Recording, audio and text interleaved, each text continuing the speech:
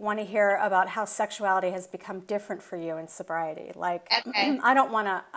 I really want to focus on recovery and how Yeah. our desire, our authentic desire, reawakens, and Yeah. desire not just in terms of like I want to go out and get laid tonight, but like also how that connects to I really want to create really good stuff. I've found my voice again. I feel like I have my power in my life again, but also that I feel super connected to my body and my clit and everything else. Yeah. Yeah. Okay. I'm happy to talk about that. I love Okay, that. great. So I think that I have always been a very sexual person and very in touch with my body. I think I was 9 or 10 when I discovered masturbation, and it happened. I was looking And through you're how old now?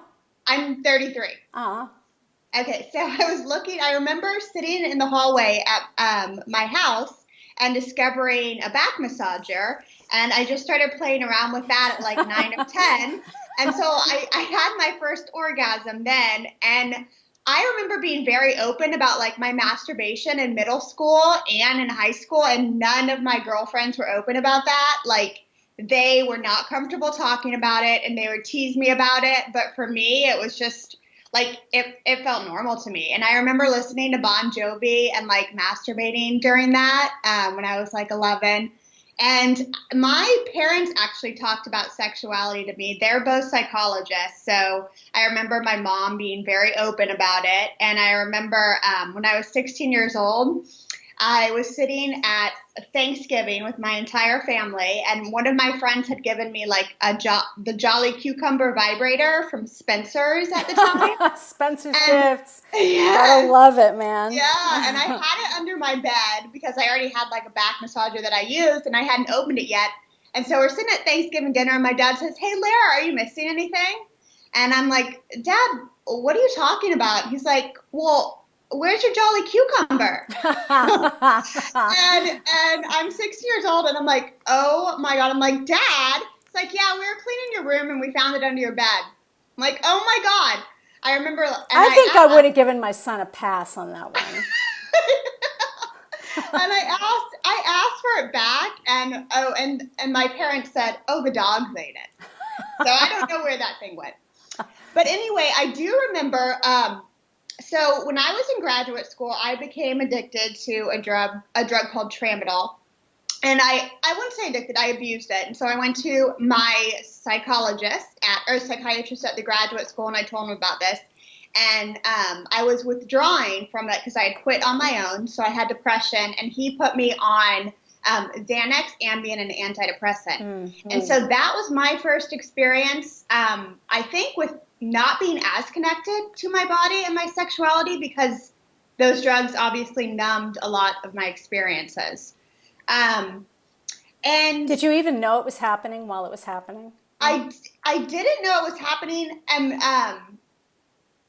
there was no information about that. I mean, no one told me anything about that, and I don't remember questioning it so much. I wasn't really aware because I'd never been on an antidepressant before. But I do remember like having issues with orgasm and sex. And then later on, when I got in a car accident and was prescribed more opiates, I wasn't told that it would affect my ability to achieve orgasm. But it was definitely noticeable at that time. Mm-hmm. And so I think because of some of my issues and the medications that I was put on by my psychiatrist, who didn't really spend much time with me, they just put me on these medications without telling me the side effects. I think I lost a lot of my connection to my body and to my sexuality and to my desire to have sex. I remember being in long-term relationships and thinking like, oh, I guess it's just normal that you don't have sex after a couple years. But I know now that those drugs that I was prescribed definitely had something to do with it. So in getting sober, another issue that I had when I went to my last treatment center was love addiction. And so I also looked a lot at my sexuality in being treated there. And at times I almost felt like my sexuality was questioned. Why did I masturbate at such a young age? I started being so self-aware about my behaviors, if I was flirting, what I was wearing, You how I mean was. that, wait, you mean the clinicians questioned your sexuality? Well, Or just the other they, women, or? some of the therapists there were quite like, maybe I have a sex addiction as well. If I like, why did I start masturbating at such a young age? They didn't I'm necessarily sorry, say. but children start masturbating when they're less than one. Right, and I know you're aware of that, but that's not necessarily what I was told by some people. Right.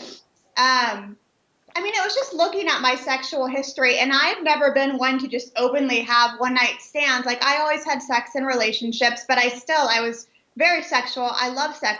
I talked about sex very openly. And for me as a young female, I don't think that was the norm for, the society and culture in which I personally was raised.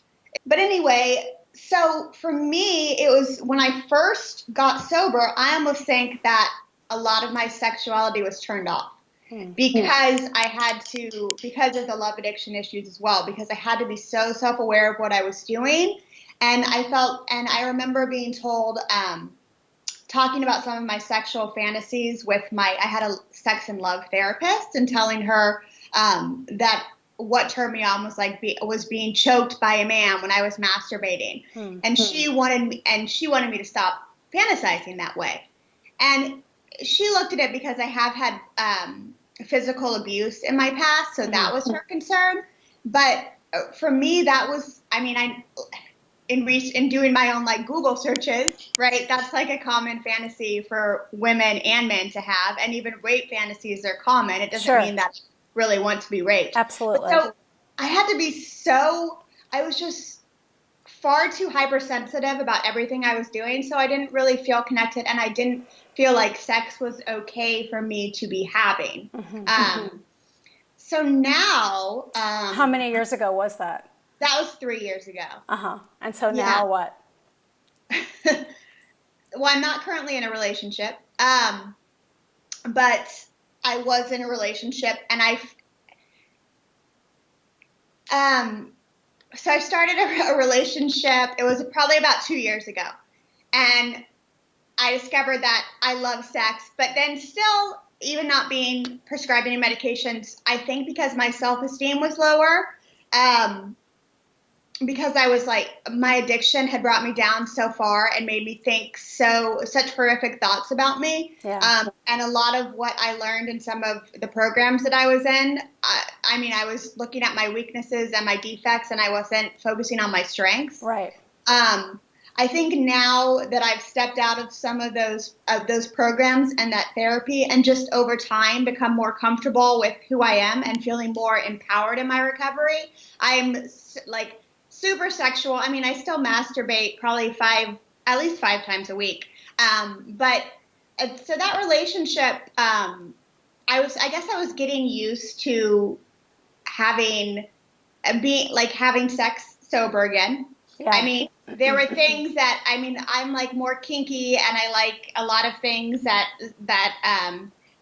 women don't. So I was able to be more communicative about my desires, but I still think sex fell off at the end for me.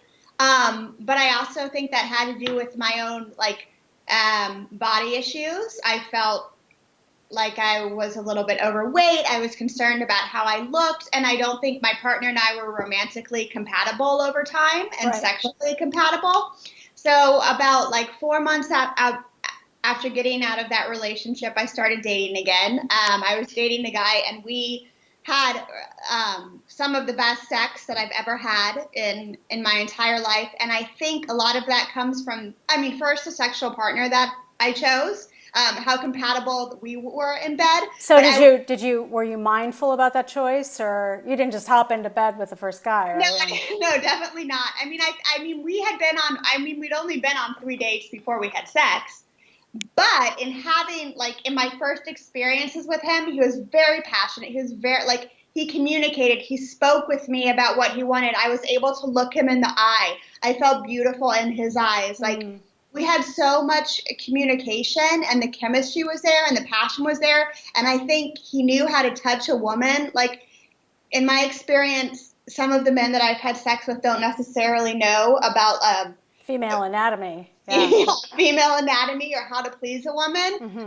This man definitely knew that. He knew where my G spot was, which is something like I've only experienced once or twice with men, which was very nice to experience. And those are all your preferences, right? I mean, somebody who doesn't have such a high sexual response might not value all that stuff, but what you've come to understand about yourself in recovery and accept about yourself in recovery is that you have a high sexual response. You want somebody who knows female anatomy. You want somebody who knows how to ask for what he wants and how to listen.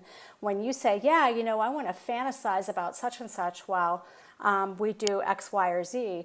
And so you can communicate, and that's just like, and also I love this idea of practice, like it's practice. I mean, it doesn't just happen. We have these crazy ass cultural narratives that say, we'll like meet Prince Charming and he'll suddenly know about the clitoris, or maybe we'll be able to like come without the clitoris because real women don't need the clitoris, right? Because we have vaginal orgasms, whatever. But like all these crazy narratives that we're forced to live with. And what recovery has taught you, it sounds like, and definitely what it's taught me, is that I don't have to buy into those cultural narratives anymore. It's actually, recovery is about knowing who I am and accepting that. And I love that. I love that so much. Yeah, and I think I adore, I mean, I've told you this, but I adore the work you're doing. And I think it's so important. And I think there's a lot of, more women than I can even understand that get sober and feel so terrified about having sober sex and even talking about it. Yes. And for me, I don't know about talking about it. That wasn't necessarily my story. And also I was addicted to amphetamine. So it's not like my sex drive was necessarily hurt at times. But I know women who were addicted to alcohol are very scared about having sober sex.